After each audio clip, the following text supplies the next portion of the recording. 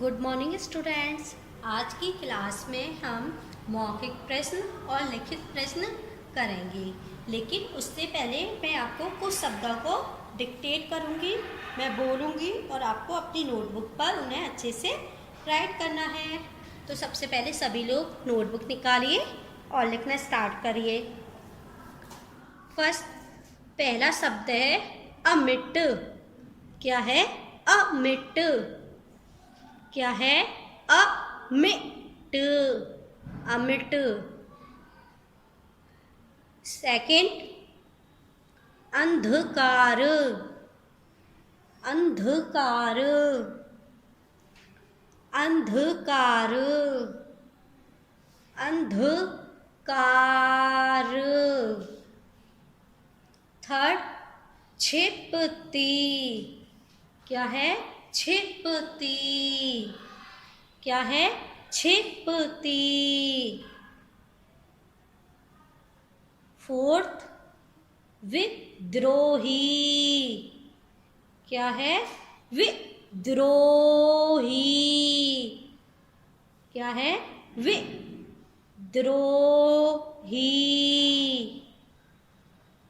Fifth लिखिए सभी लोग, ज्वाला। क्या है? ज्वाला। क्या है? ज्वाला। अब ये 5 शब्द को मैं एक बार फिर से बोलती हूँ। अमिट। अमिट। सेकंड नंबर पर क्या बोला था मैंने? अंधकार। क्या है? अंधकार। थर्ड छिपती। क्या है? छिपती। फोर्थ विद्रोही। क्या है? विद्रोही। फिफ्थ ज्वाला। क्या है? ज्वाला। अब 6 नंबर पर लिखिए टूक टूक। क्या है? टूक टूक। सेवेंथ निर्मम। क्या है? निर्मम। एट्थ प्रतिष्ठा। क्या है? प्रतिष्ठा। क्या है? एट्थ प्रतिष्ठा।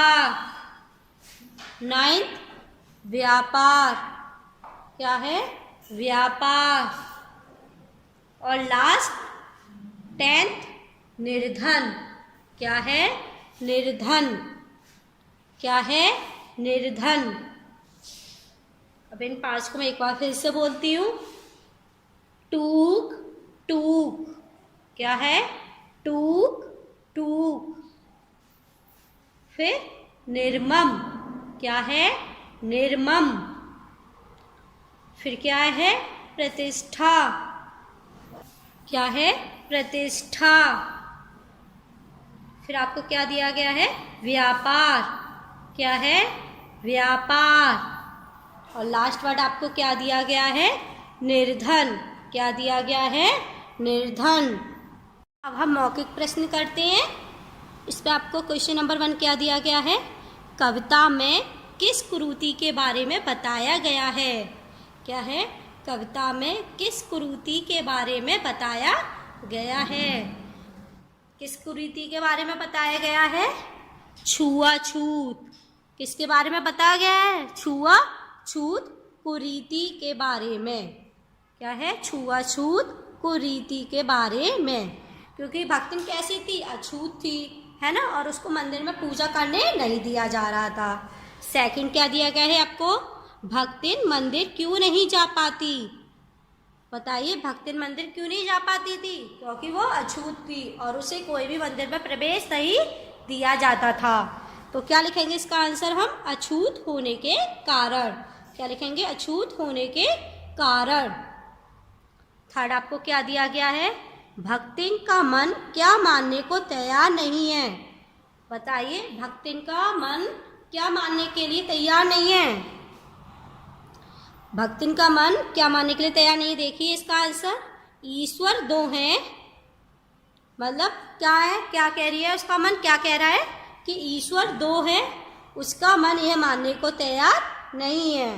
तो इसका आंसर क्या होगा? ईश्वर दो है, भक्तिन का मन यह मानने को तैयार नहीं है। क्या है? ईश्वर दो है, भक्तिन का मन यह मानने को तैयार नहीं है। अब हम इसके बाद लिखित प्रश्न करेंगे। तो फर्स्ट लिखित प्रश्न क्या दिया गया है? मंदिर में पूजा करने से भक्तिन को कौन रोकता है? बताइए, हमने कविता पढ़ी है ना, बताइए मंदिर में पूजा करने से भक्तिन को कौन रोकता है? समाज के लोग और पुजारी, है ना। तो इसका आंसर क्या लिखेंगे हम? मंदिर में पूजा करने से भक्तिन को पुजारी और समाज रोकता है।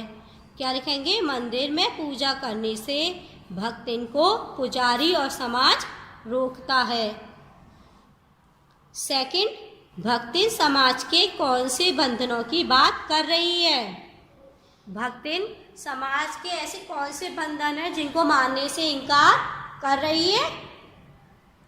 तो इसका आंसर क्या होगा? भक्तिन समाज के कठोर बंधनों की बात कर रही है। किसकी बात कर रही है? समाज के द्वारा बनाए गए कठोर बंधनों की। क्योंकि समाज ने क्या किया? ईश्वर को दो टुकड़ों में बांट दिया। छूत के लिए मतलब जो ऊंची जाति के लोग हैं वे मंदिर में प्रवेश कर सकते हैं, और जो नीची जाति के लोग हैं वे मंदिर में प्रवेश नहीं कर सकते हैं। तो ये किसके द्वारा बनाए गए बंधन है? समाज के द्वारा बनाए गए बंधन है। क्या दिया गया है देखिए, भक्तिन के मन में किस कारण से विद्रोही ज्वाला जल उठती है? बताइए, भक्तिन के मन में किस कारण से विद्रोह, मतलब भक्तिन के मन में कैसे गुस्सा आ जाता है? देखिए, भक्तिन के मन में समाज के द्वारा ईश्वर को टुकड़ों में विभाजित करने पर विद्रोही ज्वाला जल उठती है। क्या है इसका आंसर? भक्तिन के मन में समाज के द्वारा ईश्वर को टुकड़ों में विभाजित करने पर विद्रोही ज्वाला जल उठती है। इतनी बात सभी को समझ में आई? इसमें क्वेश्चन नंबर 4, भक्तिन ईश्वर से क्या सुनना चाहती है? मतलब भक्तिन ईश्वर से ऐसा क्या सुनना चाहती है जिससे उसके मन को अच्छा लगे? भक्तिन ईश्वर से यह सुनना चाहती है कि उसके पास छूत अछूत और अमीर गरीब का कोई भेद नहीं है।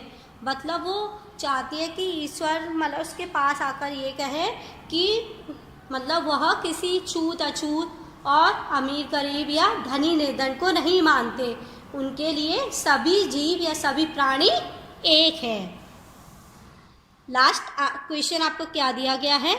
समाज को निर्मम क्यों कहा गया है? क्या है? समाज को निर्मम क्यों कहा गया है? निर्मम का अर्थ होता है, क्या होता है निर्मम का अर्थ? कठोर। मतलब तो इसका क्या बना? समाज को कठोर क्यों कहा गया है? समाज को निर्मम इसलिए कहा गया है क्योंकि समाज ने ईश्वर को टुकड़ों में बांट दिया है। क्या है? समाज को निर्मम इसलिए कहा गया है क्योंकि समाज ने ईश्वर को टुकड़ों में बांट दिया है। तो बच्चों, आपका आज का होमवर्क है कि आपको अपनी नोटबुक पे मौखिक प्रश्न, लिखित प्रश्न और वो शब्द लिखने हैं जो अभी मैंने आपको डिक्टेट मतलब इमला के रूप में बोले थे।